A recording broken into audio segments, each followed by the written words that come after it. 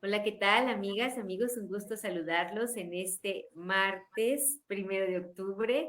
La verdad es que estamos muy contentos de este programa, de este conversatorio que vamos a tener esta noche.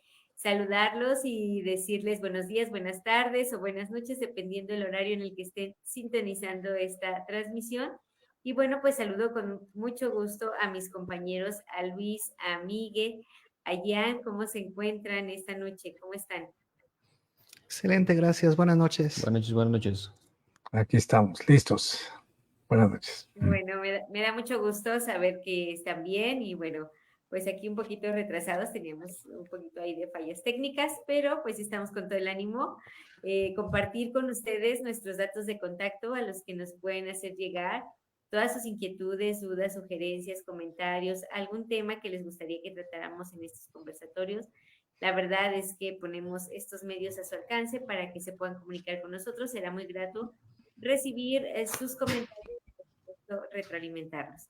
También recordarles que quienes tengan la intención de inscribirse a estos conversatorios, bueno, pues pueden hacerlo también para solicitar su constancia de participación, misma que tiene valor curricular. Y bueno, sin más, pues sí me gustaría dar inicio esta tarde-noche ya con el tema, un tema muy interesante. Y solamente antes de entrar en materia, hacer una pequeña precisión en nuestra publicidad, pues ahí teníamos una palabrita diferente, habíamos hecho la publicidad economía en la educación y bueno, el tema en sí es economía de la educación, que son cosas diferentes, pero aquí nuestros expertos y mis compañeros y amigos, bueno, pues me van a ir ayudando con este tema. Para ello, bueno, pues le pediría aquí a Luis que nos haga favor de compartirnos esa idea introductoria para este conversatorio de esta tarde. Y bueno, pues de ahí partir, nuestros compañeros ahora están muy cómodamente sentados ahí en su sofá y bueno, pues ahí estarán ellos viendo la participación que van a estar teniendo cada uno de ellos. Adelante, Luis, te escuchamos. Gracias, Asbiri. Buenas tardes, buenas noches o buenos días, depende de la hora que nos estén sintonizando. Muchachos, ¿cómo están? Buenas tardes, bienvenidos a este conversatorio número 108, 109. ¿Cuál es el que tenemos más o menos? Una cosa así. O 119, me parece que son 19, creo que ya llevamos 19 programas más. Y bueno, pues sí, efectivamente, tenemos un tema un poco bastante interesante, y hay que hacer la apreciación precisamente del cambio de temática que nos acaban de hacer, bueno, ahí derivado de la publicidad. El tema que hoy nos atañe lo denominamos economía de la educación, porque, bueno, hemos estado hablando de muchos aspectos administrativos dentro de la educación. Pues hablamos de cómo se maneja al personal de la institución, porque son los profesores, en relación con los alumnos y los alumnos en relación con la institución, pero también es importante que hablemos de la propia administración, porque muchos de los errores y muchos de la concepción caen ahí precisamente en la administración. Entonces, hay veces que tenemos bien cimentados las ideas, la ideología de lo que se quiere hacer, pero la administración a veces entiende otra cosa diferente o quiere trabajar de otra manera diferente, y entonces las cosas se vuelven complicadas porque cada quien hace lo que mejor entiende prácticamente. Y entonces aquí es muy, muy necesario que hablemos de esta parte, de esta teoría. Una teoría que inicia por 1950, no es una teoría nueva, es una teoría bastante añeja, pero retoma prácticamente una filosofía muy, muy fundamental que bien nos va a comentar Miguel, va a ampliar mucho, me imagino que esa parte, que es el área del capital, el área de la economía. Esta es una teoría muy económica que nos habla de cómo manejar precisamente la educación desde el punto de vista administrativamente, ¿no?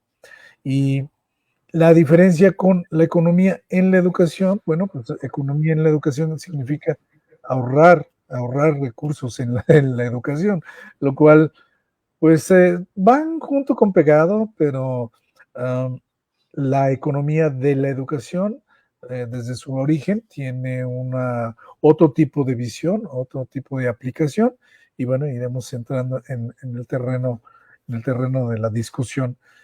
¿Con qué estamos de acuerdo y con qué no estamos de acuerdo? Yo creo que ese va a ser el debate que vamos a estar aquí compartiendo, porque probablemente haya quienes nos guste ahorrar recursos, pero bueno, en administración siempre nos o nos caracteriza en nuestra carrera de administración la optimización de los recursos. Ese es el término que normalmente nosotros usamos en administración, es optimizar los recursos, es decir, hacerlos pues partícipes en la medida que les corresponde ser partícipes. Esto lo vamos a ir validando. Previo a esto, nada más comentar que esta teoría o la teoría económica generalmente habla de tres conceptos fundamentales, lo que es el aspecto material o el recurso material, que son entonces herramientas, metodología, aulas, infraestructura, etcétera. Está el aspecto del factor humano o el aspecto humano, que es todo lo que es el personal, y está evidentemente el aspecto ideológico, el aspecto um, pues filosófico, ¿no? Que es precisamente toda esa todo ese objetivo que se quiere lograr como institución, ¿no? Adicionalmente a eso, bueno, en la teoría económica se habla de tierra, ¿no? De la tierra, otro factor adicional, pero está inmerso en los aspectos materiales, ¿no? Ya creo que la tierra, en este caso, no tenemos tierra, pero sí tenemos el ambiente o la institución, pues cae directamente en el aspecto de la infraestructura, en el aspecto del material. Y bueno, nada más con estos tres conceptos podemos iniciar entonces la visión de lo que es la teoría de la economía de la educación. Y bueno, pues para esto pues le podemos dar la palabra a nuestros compañeros y poco a poco vamos haciéndola, incrementándola, ¿no? Un poquito más, ampliando el concepto. Así que, bueno, eso yo diría que esto para ir iniciando, pues adelante. Gracias. Los escuchamos, compañeros. Sí, muchísimas gracias. Si me permites, Ian, me gustaría iniciar por retomar que hace 2 semanas estuvimos hablando de que uno de los grandes problemas es el tema de la envidia. Y lamentablemente la envidia empobrece porque por estar deseando que el otro tenga o que pierda lo que tiene, que no puedo tener yo, eso además de hacernos pues, malas personas, retrasa mucho el avance. Y eso nos llevó a recomendar trabajar la humildad por aprender. Tenemos que ser humildes en el sentido de sinceramente reconocer que el otro sabe más o que sabe algo que yo no sé. Yo le digo a mis estudiantes, el que yo esté hoy delante de ustedes dando clase no es porque yo sea mejor que ustedes, simplemente tengo esos conocimientos que ustedes hacen falta. Pero en ningún momento nos hace superior. Entonces tenemos que ser humildes y reconocer que el que alguien tenga algo para enseñarnos no es porque nosotros seamos menos o poca cosa, es porque simplemente el otro tiene el conocimiento que nos falta. Y esa humildad por aprender nos lleva al tema de la economía del conocimiento, porque podemos ver que al menos en nuestra ciudad de Morelia tenemos muchas universidades muy bonitas todas, campus muy grandes, bien equipadas, tenemos computadoras, butacas, pizarrones virtuales, o sea, ese no es el tema de la inversión, pero no se invierte en investigación. No hay como tal una economía del conocimiento porque no se está invirtiendo en que el conocimiento genere. Y la idea del conversatorio de hoy, al menos mi propuesta es convencerlos o intentar convencerlos que vale la pena invertir en la educación porque la educación genera dinero. Eso es lo que pretende, eso le llamamos economía de la educación. Quisiera poner como ejemplo la bebida Gatorade, que todo el mundo conoce, una bebida deportiva, que curiosamente, aunque PepsiCo sea la que comercializa y vende el producto, no es dueño de la fórmula.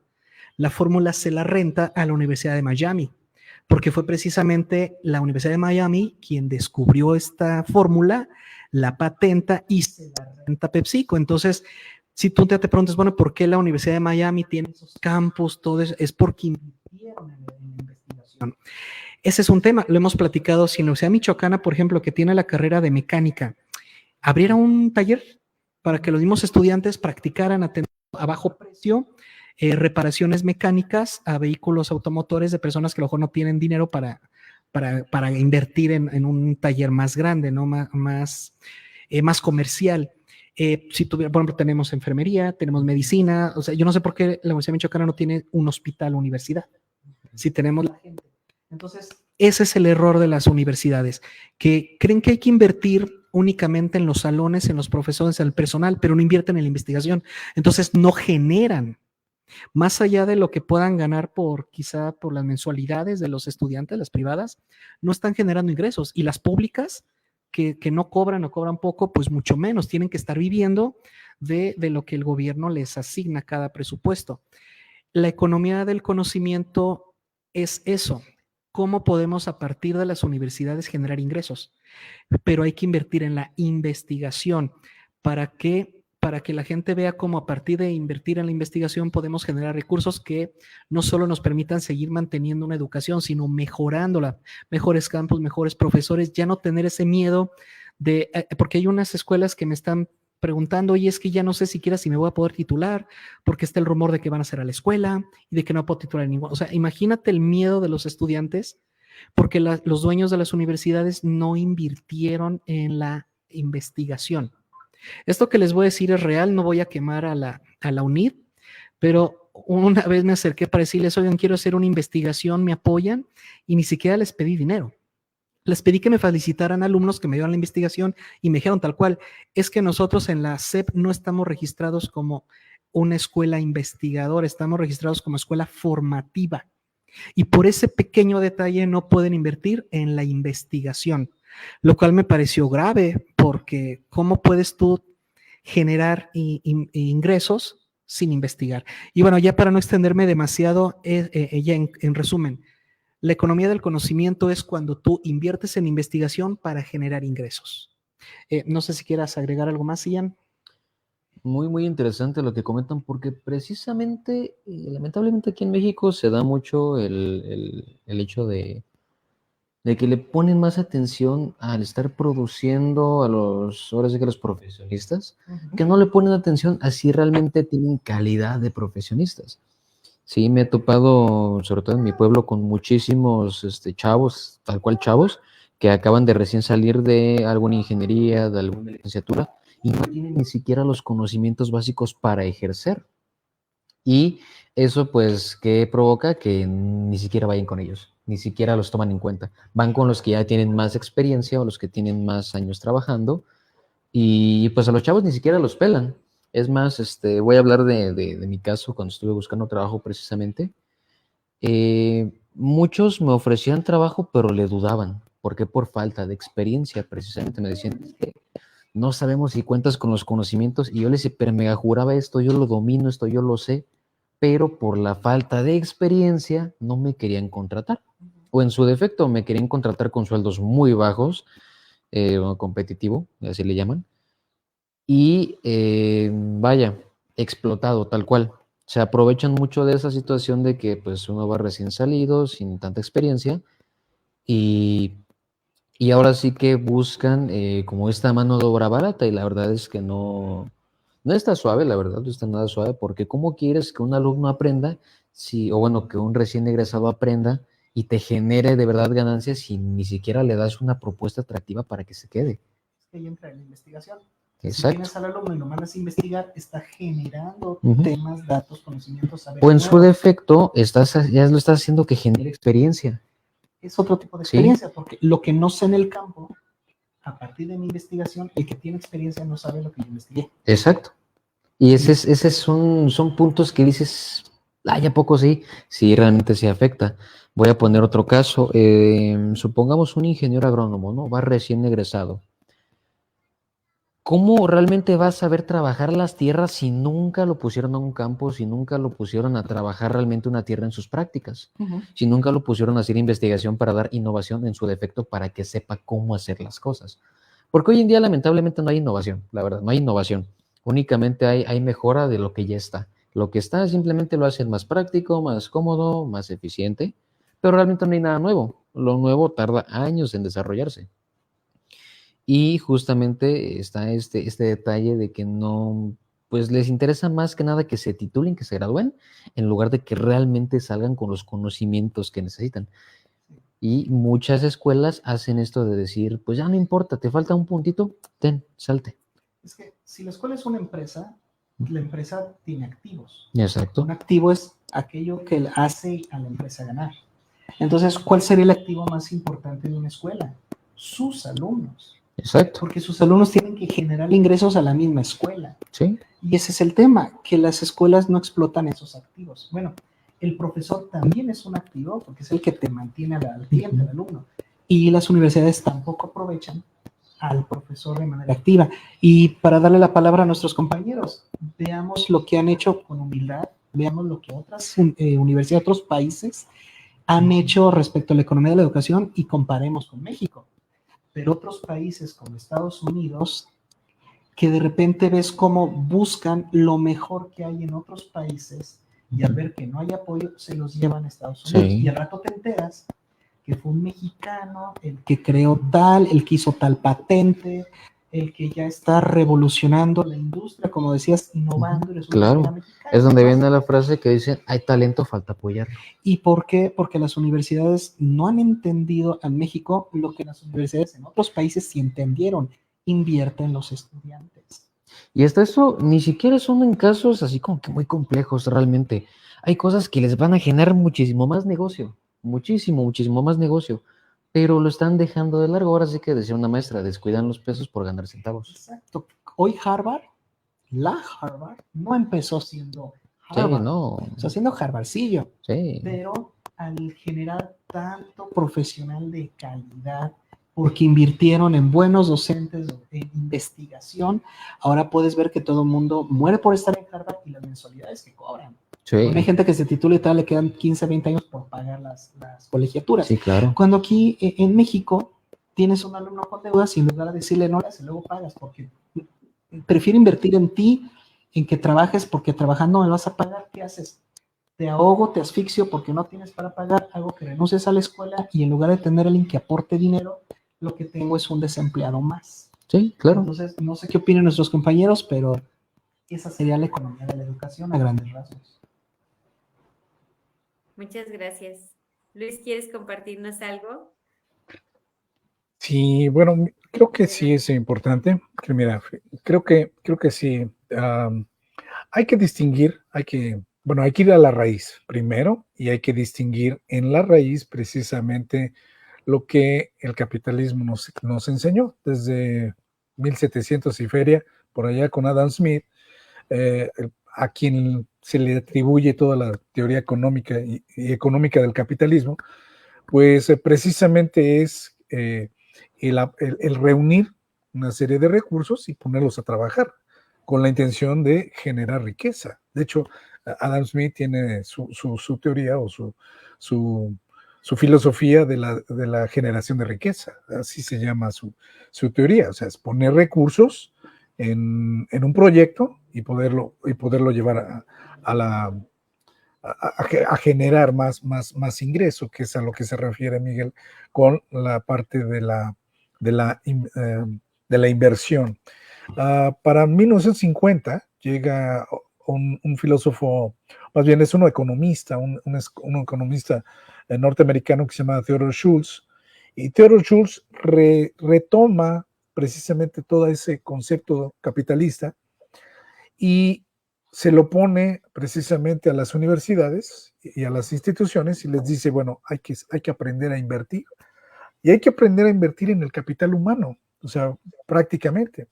Entonces, aquí aquí se hace un parteaguas, creo que muy, muy interesante, ¿cómo se llama? En, entre Latinoamérica prácticamente y el resto del mundo. Porque el resto del mundo, como los Estados Unidos, como Europa, como Asia, comprenden precisamente esa parte comprenden bien esa parte de invertir en su capital humano. Decía incluso Carlos Marx, si mal no recuerdo, decía, hay que invertir en el capital, hay que invertir en la tierra y hay que invertir en la filosofía, bueno, no la filosofía, sino en los recursos que tenemos, o sea, hay que hacerlo siempre mejor. Y entonces el capital, pues hay que reinvertir el capital. En la tierra, pues hay que mejorar la tierra, hay que innovarla, hay que hacerla mejor y hay que generar, me refiero a, no como tierra, pero sí al negocio prácticamente. En la filosofía o ¿cómo se llama? El negocio tiene que generar o tiene que crear su filosofía de modo que sea cada vez más agresiva en el sentido de que abarque más mercado y consiga más mercado y sus objetivos sean mucho mayores. Bueno, esto lo entendemos en el terreno empresarial muy fácilmente. Las empresas buscan generar riqueza, o sea, no se van a juntar para tener pérdidas, sino que se van a juntar esos elementos con la intención de invertir. Y digo yo que aquí se hace un parteaguas porque Latinoamérica, sobre todo México y algunos otros países que han seguido a México, pretenden ser formativos o se fueron por esa línea de la formación, cuando prácticamente la formación quedó en el siglo antepasado, o sea, no sé, todos los esos 300 años ¿cómo se llama?, de ocupación y unos 100 más que tuvimos ¿cómo se llama?, de desarrollo independiente, bueno, toda esa parte, eso fue formativo, porque enseñaron a los indígenas a las artes, o sea, a depurar las artes, los evangelizaron, los enseñaron a trabajar el campo, a la usanza o a la metodología de Europa, etcétera. O sea, eso fue formativo y eso ya lo superamos. Eso lo superaron también los norteamericanos y lo superaron las demás naciones. Pero México regresa a la parte formativa. Y esa parte es quedarse un escalón atrás de cómo va el resto del mundo. Hoy sí, si nosotros volteamos a ver la Agenda 2030 ¿cómo se llama?, ¿cómo se llama?, del Foro Económico Mundial, nos están pidiendo que nuestros alumnos sean capaces de resolver problemas. Y no son problemas de tipo físico nada más, o sea, no son problemas nada más de corrige la máquina o hazle un mantenimiento a la máquina o a la computadora y ya corregiste el problema. No, el problema también se corrige filosóficamente dentro de la organización, filosóficamente porque hay que cambiarle el chip a los trabajadores para que realmente reinviertan mejor su tiempo, reinviertan mejor su conocimiento, reinviertan mejor sus recursos que ellos tienen. Entonces, si al alumno lo estás formando, ¿cuándo le vas a dar la oportunidad de que sea innovador? Si nada más lo dejaste formado. Entonces, creo que ahí las universidades, las instituciones, comparadas con el resto del mundo, sí se están quedando atrás. Si una universidad a mí me contesta que que solamente es formativa, entonces aguas porque su educación o la formación de esa institución está quedando a la mitad. ¿Por qué? Porque no los están enseñando a ser innovadores. ¿Y cómo pueden ser innovadores? Pues innovadores tienen que invertir, tienen que aprender a invertir. Y no nada más es invertir en razón de poner dinero, sino tienen que invertir su tiempo, tienen que invertir su conocimiento, tienen que invertir su energía en generar mejores recursos, mejores condiciones de trabajo, mejores condiciones de todo tipo. Entonces, definitivamente no se puede hablar de una educación formativa si no incluyes esa otra parte de la inversión, la gente tenemos que aprender a ser innovadores, invirtiendo todos nuestros nuevos recursos que vayamos teniendo en el camino en el que estemos. No sé si estamos en la misma sintonía, compañeros, pero creo que yo también me sumo en esa parte. Sí, me sí, sumo amigo, en me esa parte. gustaría comentar algo a lo que dices, porque efectivamente hay que invertir en la investigación, hay que invertir en el capital humano, porque es al final del día lo que te va a dar, pero la gente no lo ve. La gente que está a cargo de las instituciones... ¿Perdón? Casi no te escuchabas. Acércate a tu micrófono. ¿Así? Sí. Sí. Va. Efectivamente hay que invertir en el capital humano, pero la gente no lo ve. Entonces se equivocan al momento de las inversiones. Una buena economía del conocimiento es cómo puedo administrar lo que tengo para generar más. Y si lo que tengo son profesores y estudiantes, ¿cómo puedo hacer para que me generen ingresos? Bueno, pues la mejor manera de que te generen ingresos es poniéndolos a investigar, creando patentes y después vendiendo, rentando las patentes. Hay países que lo han hecho, pero tienen una cultura detrás que soporta esta filosofía. Quiero hablar de un país en concreto que es Finlandia. En Finlandia, por ejemplo, hace alrededor de 4 años, el sueldo anual de un profesor era de $40,000. O sea, eso te habla de cuánto invierte Finlandia en un profesor. Y si tienen alumnos que se están quedando rezagados, le ponen profesores con maestría, bueno, con un posgrado, porque no sé si sepan que solo México tiene maestría y doctorado. Los demás países solo existen posgrados. Y debe tener posgrado para atender al alumno que se está quedando rezagado. En Finlandia la figura del maestro es una figura de autoridad, de respeto, invierten en el docente. Y si comparamos a México, donde ser docente es de los trabajos peor pagados, donde se habla muy mal del docente, donde no se le respeta, hay alumnos que no respetan al docente. O sea, si tú no aplicas una técnica disciplinaria fuerte como te repruebo, te expulso, pareciera que no te van a respetar nunca.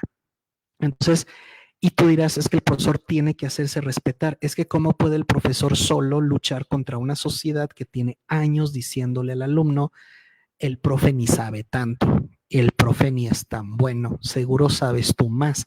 Si fuera tan bueno, ¿por qué está dando clases? Entonces, todo este tipo de frases han hecho que al profesor no se le dé su lugar. Entonces, si comparamos como países que han logrado triunfar, crecer, quiero hablar de otro país muy importante que es Corea. Corea del Sur tiene la idea del maestro en un altísimo grado. El Sabomnim es una figura de respeto, de autoridad. La gente se inclina ante un profesor para demostrar la humildad que tiene. Y qué potencia es ahorita Corea del Sur, ¿no? No existiría Samsung, no existiría toda esta tecnología tan importante en Oriente si no fuera por el gran peso histórico, cultural, social que se le da a la figura del docente. Tenemos a China también otro ejemplo.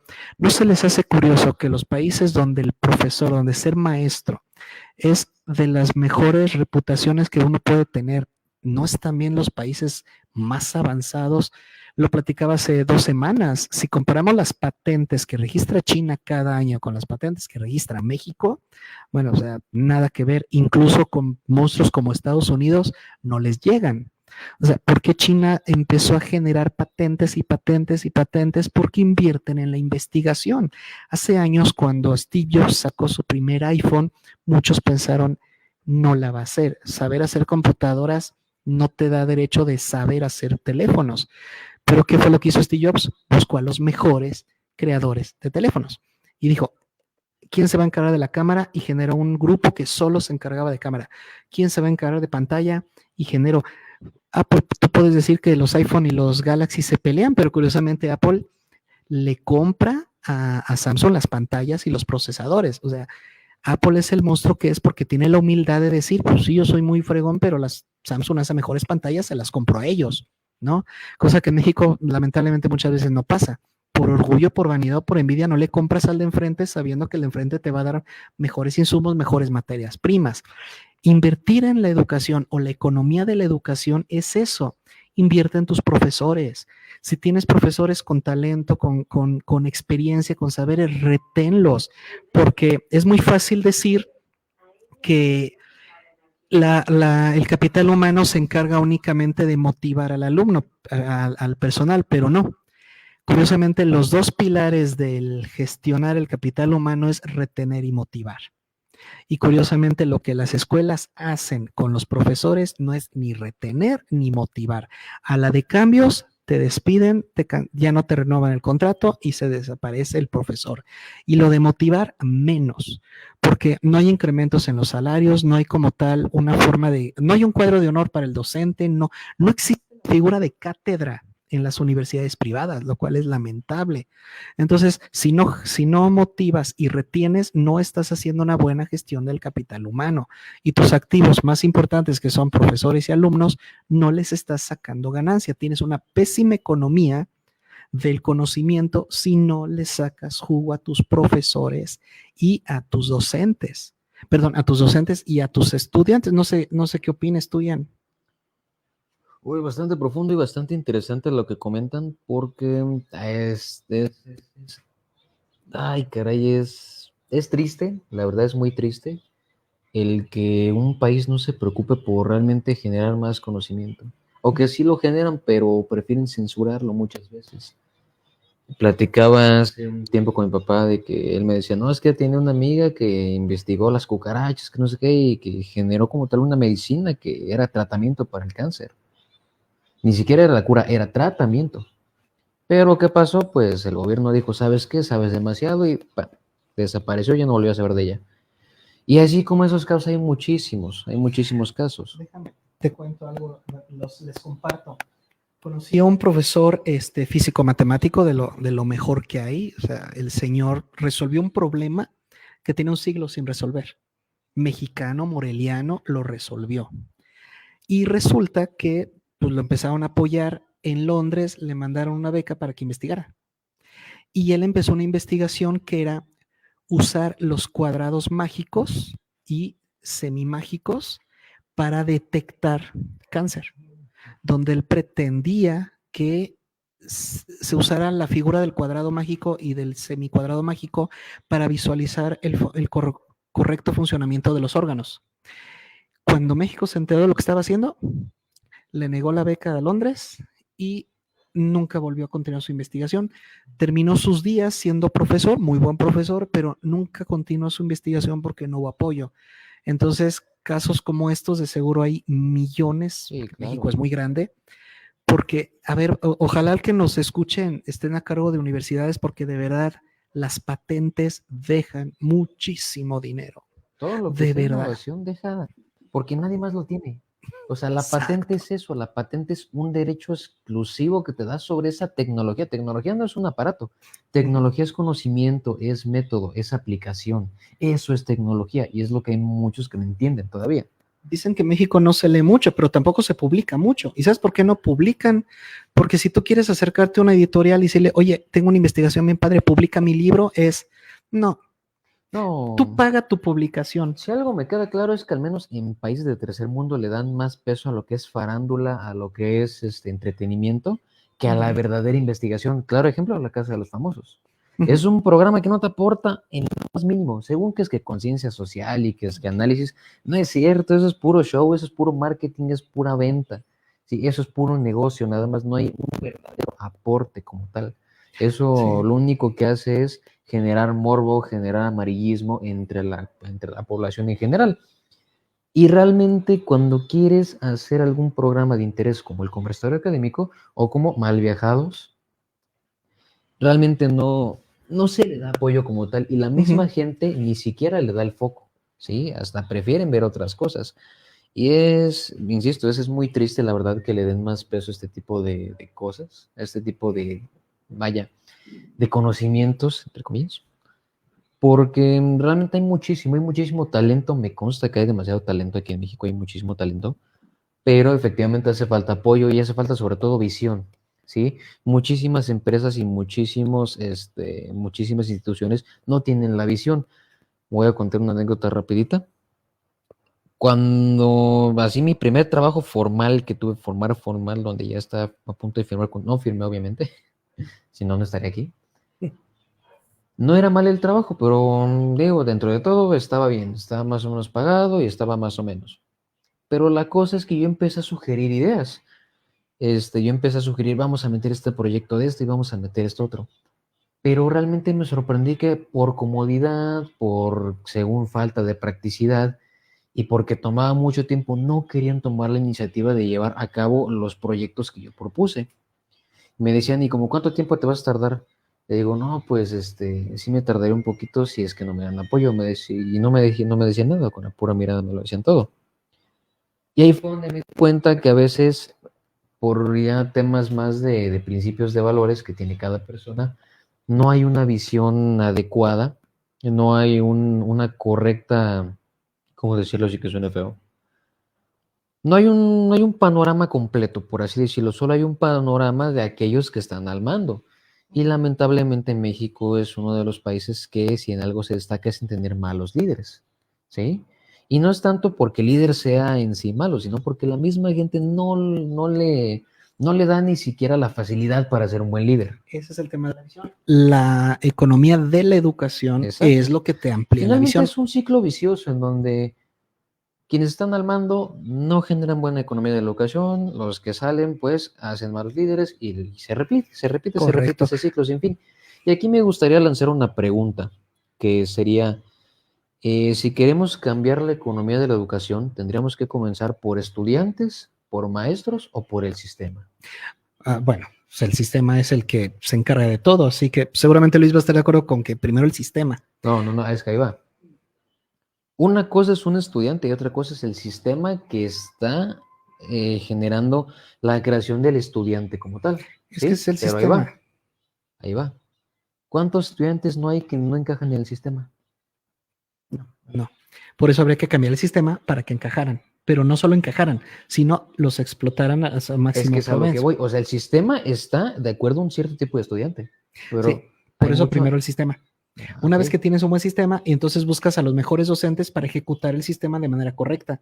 Y entonces los estudiantes son tu público objetivo al que vas que vas a estar analizando si está funcionando o no tu nuevo sistema. Porque déjenme compartirles algo antes de darle la palabra a nuestro amigo Luis, que cuando hablabas de este tema del sistema, cuando yo quise presentar una investigación de posgrado en filosofía, resulta que yo me esmeré, me esforcé en presentar un trabajo que yo considerara bueno, digno de invertirle 2 años, y me lo rechazaron. Entonces yo pues, dije, bueno, quizá no soy tan bueno como yo pensaba, ¿no? Pues, si los doctores no quieren invertir en mi investigación, pero un doctor que me tuvo la confianza se acercó y me dijo, es que Toscano, no es que tu investigación esté mal, es que nadie está estudiando esa línea. Y aquí tenemos el sistema de que si no nos abonan nada nuestros propios trabajos, no los aceptamos. O sea, ahora resulta que el alumno de posgrado está para seguir los estudios de los doctores. Otro tema bien importante en México. La gente hace maestrías por tener el título, no por investigar. Entonces, ¿sabes cuánta gente me busca para que los apoye con sus tesis de investigación? Y les pregunto, ¿cuál es el problema que quieres investigar? Y parece que le hablé a la pared. Se me queda con cara de, ¿qué? No, mira, yo voy a estudiar esto. Sí, pero ¿cuál es el problema? No, pues yo quiero hacer, entonces terminan haciendo ensayos, no tesis de investigación. Entonces, ese es el gran problema, que cuando la gente quiere investigar no hay apoyo. El profesor piensa que lo vas a rebasar, piensa que te vas a creer mucho o piensa que ya te sientes, entonces te bloquean, te bloquean. Afortunadamente en México tenemos casos de docentes que han invertido en sus alumnos de verdad, incluso clases privadas, incluso saliéndose del aula, llevándolos, no sé, a pruebas de campo, que a veces, muchas veces el docente hasta financia. Sí, claro. Y resulta que de repente tenemos comunidades como en Chiapas o Oaxaca que se están desarrollando tecnologías ecológicas innovadoras. ¿Y saben quién los está patentando? Nadie. Y ahí tenemos gente muy inteligente. El problema es que México no produce patentes. Y si tú quieres patentar en cuanto te sale y nadie te apoya. Universidades les conviene crear No nos patentes. vayamos muy lejos. Hay incluso no sé si les han tocado, maestros, hasta en las mismas clases poniendo prácticas, salen temas tan interesantísimos que dices, hay que darle seguimiento, pero el mismo alumno por flojera, por procrastinar, dice, ay, no, ya no quiero eso. Me tocó ver mucho con mis, así les digo, los herramientas mayores, que eran pues, de más alto grado. Llegaban, tenían una materia de comercialización, me parece que era. La maestra les ponía a hacer un proyecto y sobre ese proyecto tenían que hacer todo, ¿no? Presupuesto, comercialización, cómo iban a financiar, qué es lo que iban a hacer, bla, bla, bla, bla. Eran proyectos tan buenos que yo sí decía, bueno, ¿y esto sí lo están haciendo de verdad? Y me decían, no, pues es que esto nomás para pasar la materia. Decían, no manches, aquí tienes un súper negociazazazo, mano. Pero así tal cual un negociazo. Y luego están los que confunden proyecto con ocurrencia. También. Que llegan, no, y vamos a cambiar el mundo y voy a hacer así, así. Y cuando empiezas, justificación, presupuesto, análisis de necesidades, dicen todo eso. No, yo pongo la idea, que otros lo hagan. No, pero ya vamos a darle la palabra a nuestros compañeros. Exacto. Porque hablemos demasiado, pero México sí necesita una reeducación en economía de la educación. Okay. Adelante, Luis. ¿Quieres compartirnos algo más de lo que nos decían los compañeros? Mira, pues cuando planteamos este tema, en realidad, bueno, sí es un tema bastante complejo, y ahorita que estoy escuchando a mis compañeros estoy recordando, no sé, la última etapa, realmente la última etapa en donde prácticamente la educación en México tenía otra visión, pues fue en 1940, por ahí así, 1950, con Vasconcelos, que más o menos tenía una idea muy nacionalista, pero al menos tenía una idea de desarrollo educativo, de desarrollo hacia esa economía que ya se venía cimentando entonces. Yo aquí creo que yo creo que por allí, en esa etapa, alguien metió la mano en la Secretaría de Educación seguramente, en los programas de estudio, y cambió la filosofía pues del manejo de la educación. Acuérdense que para el 2 de octubre, famosísimo, México tenía mucho miedo ¿cómo se llama? De que los alumnos se sumaran a filosofías como la socialista, la marxista y todos esos rollos. Y por ahí más o menos, a partir de 1950, 1960, pienso yo, necesitaría yo revisar un poco la historia, yo no me acuerdo exactamente y no sé a quién atribuirle exactamente estos detalles, pero comienza una idea de el sistema, porque ahorita atendiendo a la pregunta que nos hace, que plantea Ian, es ¿qué hacemos primero? ¿Qué arreglamos primero? Pero bueno, para arreglarlo hay que conocer el origen del sistema, entonces el origen del problema, y el problema estaba en el sistema. El sistema parece ser que en algún momento pensaron o alguien dijo que no necesitamos un pueblo culto. Definitivamente no necesitamos un pueblo culto, porque seguramente el capital extranjero, pues quería venir a invertir a México, porque bueno, somos un pueblo, somos una tierra bastante fértil en muchos sentidos. Para 1970, ustedes a lo mejor no se acuerdan, pero para esa fecha, para 1970, se abrió un programa de maquiladoras. ¿Y esto qué quiere decir? Que México era mano de obra barata. Y convenía venir a implementar una fábrica o un desarrollo económico aquí. Vinieron muchísimos, vinieron coreanos, vinieron japoneses, vinieron norteamericanos, ingleses, vinieron un montón de ¿cómo se llama? De inversionistas extranjeros. ¿Y eso qué quiere decir? Bueno, quiere decir que México definitivamente es una tierra fértil. Una tierra fértil, uh, pero no en el sentido de tierra, sino en el sentido de país. Pues, es un ambiente fértil México. Hoy mismo, no hace mucho, ahora unos 5 años aproximadamente, ya se venía hablando de nearshoring y de, ¿cómo se llama? De border shoring, o sea, de estar cerca de Estados Unidos, porque por aquí se ensambla y ya se les vende perfectamente bien todo lo que quieren vender. Pero aquí se ensambla porque es barato. Y aquí se ensambla porque los recursos son baratos. Aquí sale más barata la luz que allá. Aquí sale más barata el agua que allá. Aquí la mano de obra te pagan la mitad. Y entonces eso quiere decir que el sistema está coludido con el gran capital. Y entonces el gran capital dice, espérame, a mí no me interesa tener sindicatos aquí. Entonces, no me les enseñes de sindicatos.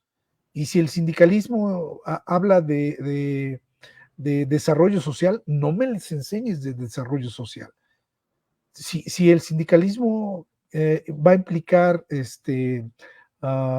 trabas a la economía, no me les hables de eso. Y entonces, por ahí, más o menos a partir de esas fechas, 1950, 1960, alguien intervino para que México y Latinoamérica se convirtieran en un país productivo nada más. Productivo en cuanto a su material, en cuanto a sus herramientas, en cuanto a sus cerebros y a su mano de obra, todo tiene que estar en términos medios. Entonces, de entrada, digo, entendiendo esa parte, es como nuestro sistema tiene que ir cambiando. El problema es que tenemos 300 años bajo el mismo sistema, muy formativo. Cambiar el chip, cambiar la idea, pues tenemos que irnos a otro lado. ¿Por qué si funciona? ¿Por qué un cerebro mexicano sí funciona en Finlandia, sí es excelente en Corea, es otra cosa en Estados Unidos y aquí no? Porque aquí estamos inmersos en un ambiente de conformismo. Y nosotros mismos propiciamos ese conformismo también. Entonces, definitivamente no podemos hablar de una economía de la educación porque no le estamos invirtiendo a nada. Le estamos invirtiendo a un confort que aparentemente es hasta donde me da el sistema. El sistema no me permite a mí proponer proyectos innovadores porque no, eso implica un problema para el sistema, para la empresa, para la organización. Los grandes directivos institucionales, organizacionales de las propias universidades están más orientados a salir en la fotografía que realmente en desarrollar proyectos. Entonces, ¿cómo queremos una institución muy de alto nivel o de un nivel como Harvard, cuando nuestros directivos están allá en la mañanera, perdiendo el tiempo, saliendo en la fotografía? Realmente ese no es su objetivo, su trabajo. Entonces, este problema no nada más es de no saber invertir, porque los que sí saben invertir, sí los tenemos. ¿Cuántos españoles aquí no hay? ¿Cuántos de origen árabe no hay? ¿Cuántos chinos y japoneses aquí no hay? ¿Y de quiénes son los negocios? Son de ellos, porque ellos sí saben invertir, porque su cultura les ha enseñado a saber invertir.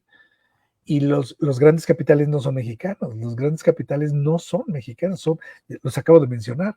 Entonces, este es un problema de social un poco más grande. Entonces, a la pregunta que nos hace ya muy interesante, sí tenemos que trabajar en el sistema, pero tenemos que ir picando piedra desde abajo. Entonces, mientras vamos arreglando el sistema, tenemos que ir picando piedra. Y la piedra somos nosotros mismos, nuestros propios alumnos, nuestros propios profesores. Es verdaderamente vergonzoso yo lo digo así y así y lo digo con toda honestidad y con toda, pues con toda la boca llena de razón, es verdaderamente vergonzoso el sueldo de un profesor con respecto a un par en otros lados del mundo. Sí, el profesor es la guía máxima de nuestro sistema, pero nosotros mismos nos hemos encargado de hacerlo, de pulverizar esa figura del docente, porque el docente que entra al aula queriéndose ligar a las muchachas o perdiendo el tiempo, ¿cómo se dice? En una clase efímera que no les va a aportar nada a los muchachos y queriéndose hacer el chistosito para que todo el mundo lo alabe y lo quiera. eh,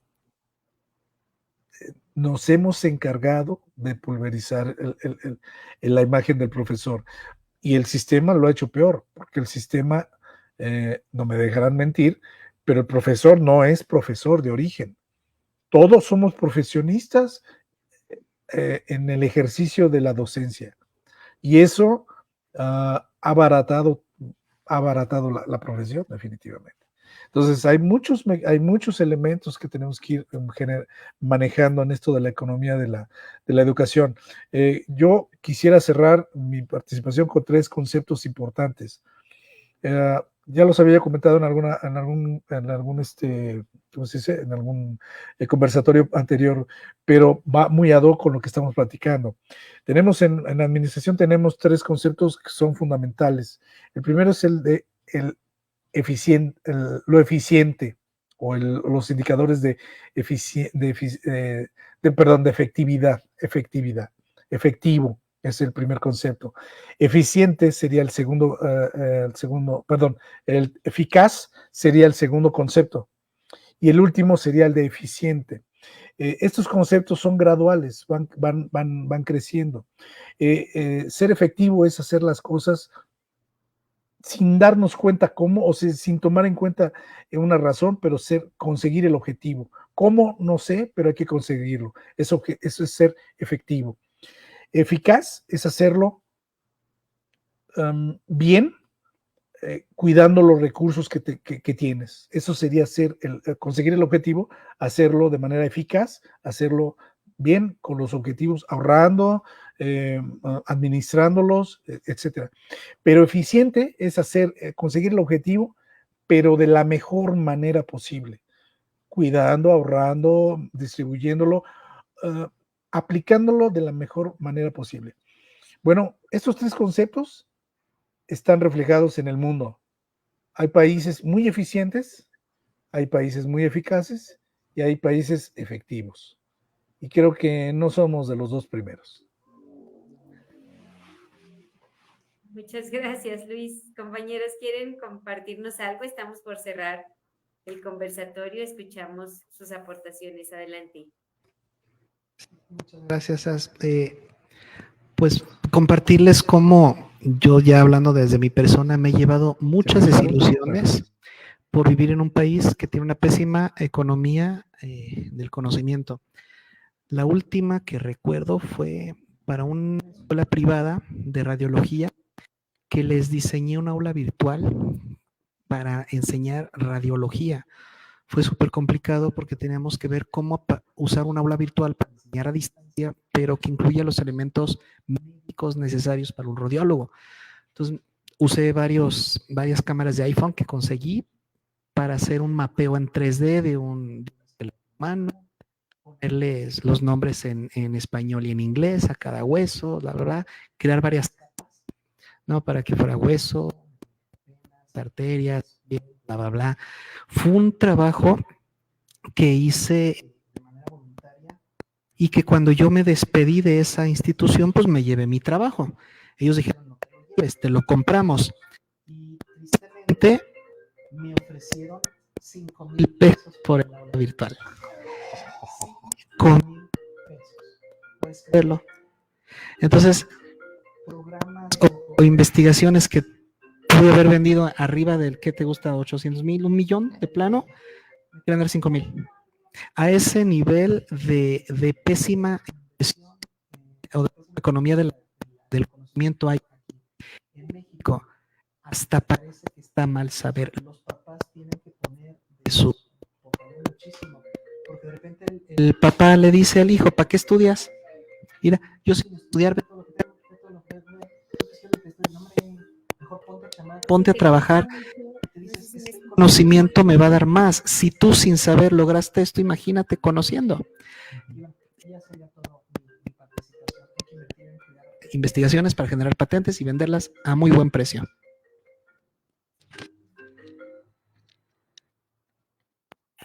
Bien.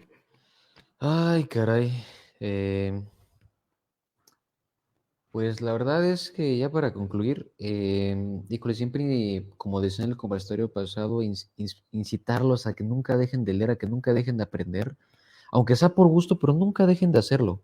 Y sobre todo, y más importante, dejen de creer que el estudio no sirve para nada. Sí, a lo mejor el puesto de tacos, pues gana muy bien, porque es primera necesidad, eso es básico, eso hasta los tacos más feos van a vender y les va a ir bien, porque todos comemos, ¿sí? Pero el conocimiento siempre va, digo, sin el conocimiento no hubieran sabido cómo hacer un puesto de tacos, cómo hacer un taco correctamente, porque hasta para saber hacer la carne hay técnica. No. Y ahora con eso de las redes sociales, Ah, por claro, ejemplo, el marketing. hasta el taquero más humilde sabe que con una buena gestión de redes sociales vende más. ¿Pero qué crees? No conoce las Exacto, redes no saben sociales. cómo hacerlo. Y esto me lleva alguna vez una anécdota que me contó un maestro ya para ir cerrando, de unos chavos que estudiaron ingeniería industrial precisamente y tenían un puesto de tortillas.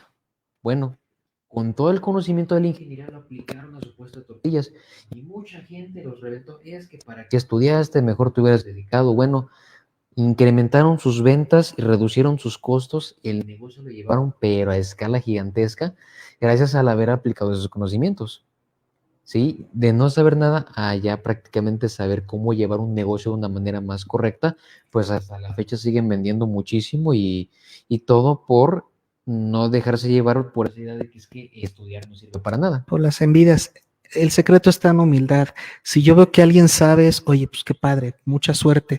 Ser humildes, hay que decir, Exacto. pues qué padre. Y justamente para ello voy a recitar una frase de la frase de una de mis caricaturas favoritas de niño, Los Caballeros del Zodiaco. Dice así: Camus de Acuario profesa: sé fuerte para que nadie te derrote, sé noble para que nadie te humille, sé humilde para que nadie te ofenda y sigue siendo tú para que nadie te olvide.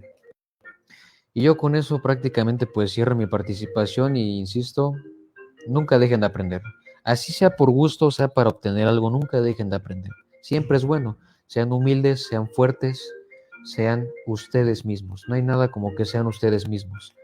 Siempre, la autenticidad siempre va a prevalecer por todo. Es ahí donde entramos ya en conceptos de trascendencia, pero eso lo dejamos para otro conversatorio. Muchas gracias. Agradecerles, por supuesto, a Luis, a Jan, a Miguel. La verdad es que nos han dejado muchos temas para la reflexión. Este conversatorio, sin duda, que cuando se habla de esta economía, pues podemos imaginar todo lo relacionado a dinero y no necesariamente es así.